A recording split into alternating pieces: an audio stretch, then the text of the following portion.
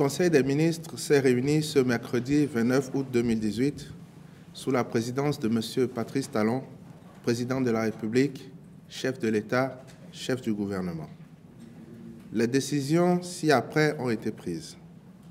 Au titre des mesures normatives, création, attribution, organisation et fonctionnement du Conseil national de l'éducation.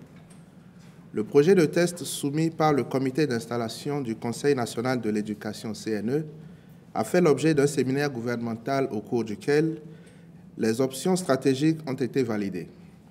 À l'occasion, des recommandations ont été faites pour le réajustement de certaines dispositions, notamment le profil des membres, le mandat, les modalités de désignation, les compétences thématiques et les incompatibilités. La version consolidée de ce document a été validée lors d'un atelier le mercredi 22 août 2018.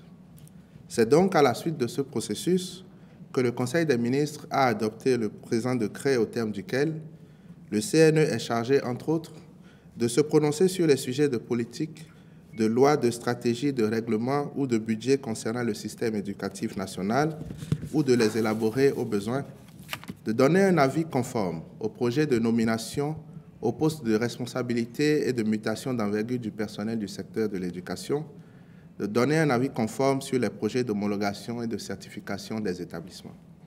De même, il est à noter que le champ organique de compétences du CNE s'étend à tout le système éducatif national et recouvre dans les secteurs publics et privés tous les ordres d'enseignement de la maternelle au supérieur, l'éducation non formelle, l'éducation inclusive, la recherche scientifique et l'innovation. Par ailleurs, le champ thématique de compétences du CNE s'étend à toutes les questions touchant au système éducatif national. Il recouvre notamment l'accès à l'éducation pour tous et la gestion du flux, les règles juridiques, normes techniques et standards applicables au système, l'organisation et le fonctionnement du service public de l'éducation, les relations entre l'État et les autres acteurs du système éducatif national, l'articulation entre la formation, la recherche, l'emploi et le développement, les infrastructures, le financement du secteur, la gestion des ressources humaines, l'approche qualité et l'évaluation du système. Modalités d'exercice des fonctions spécifiques des comptables des matières en République du Bénin. L'adoption de ce décret permet de mettre en œuvre les dispositions de l'article 34 du décret 2017-108 du 27 février 2017 portant comptabilité des matières en République du Bénin qui précise que les comptables des matières exercent leurs fonctions dans un corps professionnel.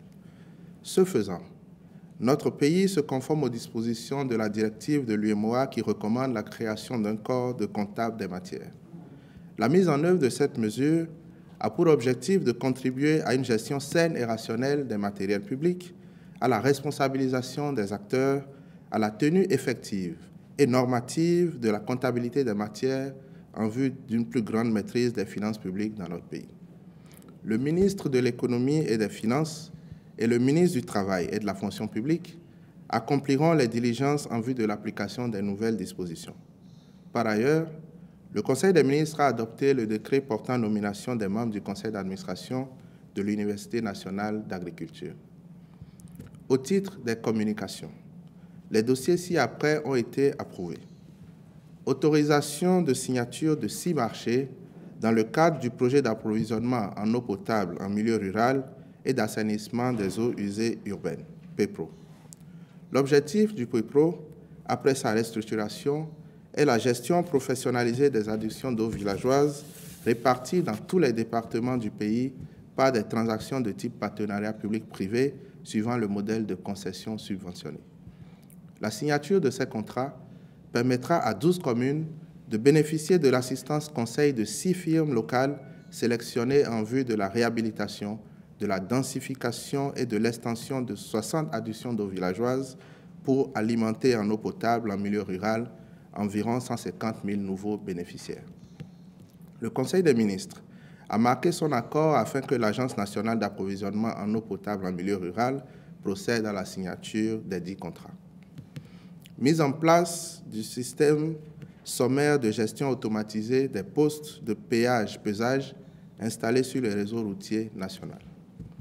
En attendant l'aboutissement du projet de réhabilitation et de modernisation des postes de péage et de pesage du réseau routier national, le gouvernement a décidé d'optimiser et de sécuriser les recettes générées par ceux déjà sous la responsabilité du fonds routier. En effet, à la suite d'un diagnostic, il est apparu que le mode manuel de gestion des postes est la principale cause de la contre-performance relevée puisqu'il ne permet pas d'appréhender l'exhaustivité du trafic, pas plus que l'intégralité des recettes. Des actions ont donc été engagées pour identifier des spécialistes en système de gestion automatisé. Les résultats de la phase expérimentale se sont révélés très concluants. C'est pourquoi le Conseil des ministres a décidé de généraliser l'installation de systèmes sommaires de gestion automatisés sur l'ensemble des postes de péage-pesage existants. Compte rendu des dispositions issues de la situation de malversation constatée au Centre national de production de manuels scolaires, CNPMS. Il ressort du dit compte rendu que dans le cadre de l'élection présidentielle de mars 2016, le CNPMS a obtenu des ressources pour l'exécution des travaux d'impression des procès-verbaux de compilation des résultats. Mais dans le cadre de la vérification au 31 décembre 2016, le commissaire aux comptes du centre a relevé des anomalies, notamment dans des transactions opérées pour l'exécution des travaux en question. Ces transactions laissent apparaître en effet un manquant de 5 millions de francs CFA. Prenant acte de ce rapport, le Conseil des ministres a instruit le ministre de la Justice et de la Législation à l'effet d'engager les poursuites judiciaires appropriées contre les mises en cause. Fixation des prix des produits pétroliers pour le mois de septembre 2018. En application du mécanisme d'ajustement, les prix au titre du mois de septembre se présentent comme suit. Essence, 575 francs CFA le litre.